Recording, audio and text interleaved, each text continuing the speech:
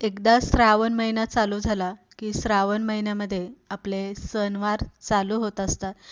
तेव्हा श्रावणात सगळ्याच गोडधोडाचे पदार्थ बनवले जातात.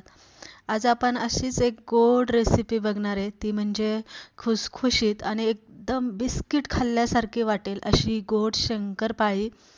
तेही आपण पिठामध्ये ना तुपाचं मोहन घालणारे, ना तेलाचं मोहन घालणारे, ना डालडा आपण यामध्ये वापरणारे.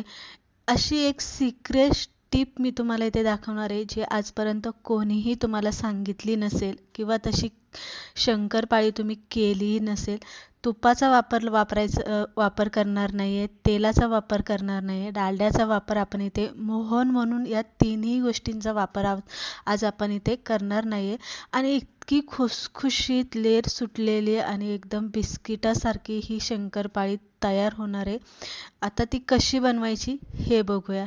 तर मी सुरुवातीला तुम्हाला सांगितलं की आपण पिठाला मोहन जो लावतो तूप गरम करून, तर इथे आपण तूपही नाही वापरत आहे, तेलही वापरत नाही आणि डालड्याचाही वापर आज आपण इथे करणार नाही. तर इथे अर्धा किलो पीठ घेतलेलं आहे मी मैद्याचं. अर्धा किलो मैद्याचं पीठ घेतलेलं आहे आणि अर्धी वाटी मी दुधावरची जी मलई असते, साई जी असते, ती अर्धी वाटी साई घेतलेली आहे आणि अर्धी वाटी दूध घेतलेलं आहे आणि अर्धी वाटी मोठी जी आपली घरातली नॉर्मल साखर असते, ती विलायच्या 4-5 विलायच्या घालून त्याची पिठी साखर मी इथे बनवून घेतलेली आहे. सगळं आपण घरातल्या साहित्यांमधून बनवणार आहे, विकत काही आणायचं नाही आणि एकदम सोपी पद्धत आहे, अगदी सगळ्यांना ती जमणार आहे.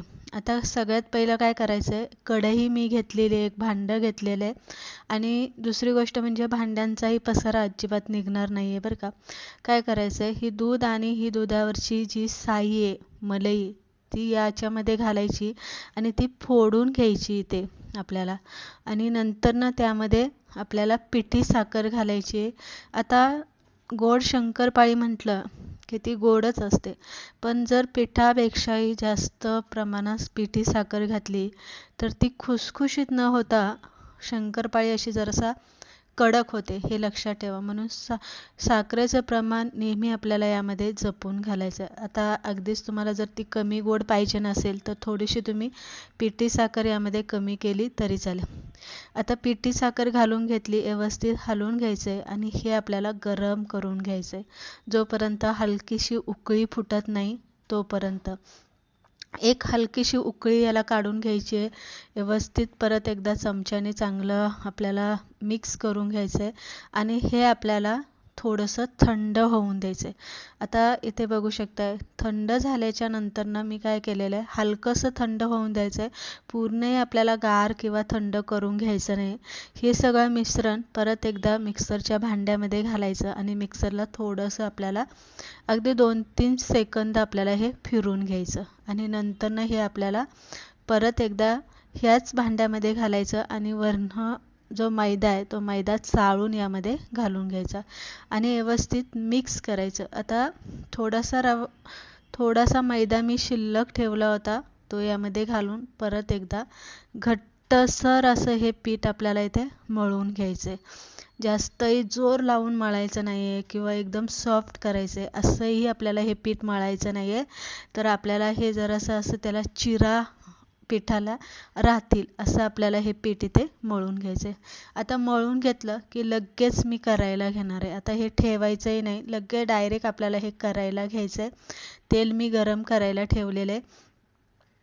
एक जाडसर अशी चपाती आपल्याला इथे लाटून घ्यायची. अर्धा इंचाच्या जाडीची आपल्याला ही चपाती इथे लाटून घ्यायची, अर्धा इंचाच्या जाडीची. आता मी चपाती लाटली आहे, परत एकदा तिला फोल्ड केली, परत ट्रायंगलच्या शेपमध्ये फोल्ड केली आणि त्याचा असा गोळा बनवून घेतला आणि परत इथे मी चपाती लाटायला घेतली.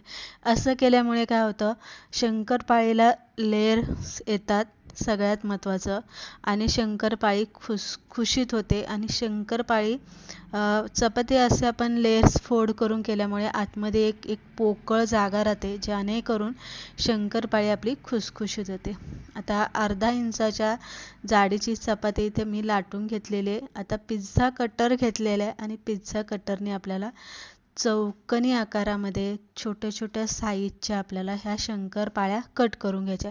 आता एवढी छोटी साईज का केली तर तेलामध्ये गेल्या की त्या फुगणार आहे, म्हणून आपल्याला ह्या छोट्या छोट्या अशा कट करून घ्यायच्या या पद्धतीने. किंवा तुम्हाला यापेक्षा अजून थोड्याशा मोठ्या किंवा जाडीच्या आकाराच्या पाहिजे नसेल तर तुम्ही तसंही करू शकता. तर इथे बघू शकता ह्या शंकरपाळ्या ज्या आहे ना त्या आपल्या इथे कट करून झालेल्या आहे, एकमेकींना चिटकलेल्या आहे, अशा मोकळ्या करून मी इथे घेतलेल्या आहे. तर या पद्धतीने ह्या शंकरपाळ्या आपण इथे करून घेतल्या. तेल गरम केलं आणि नॉर्मलला तेल चांगलं पहिलं गरम करून घ्यायचं आणि थोडंसं त्याला नॉर्मलला येऊन द्यायचं.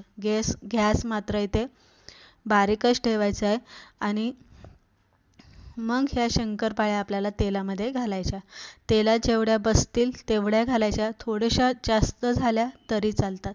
काट्याचा चमचा घ्या आणि असं हलवून घ्या, असं फिरून घ्या, कडेने चमचा फिरवा, म्हणजे काय होतं एकमेकांना चिटकल्या असेल ना तर त्या मोकळ्या होतात.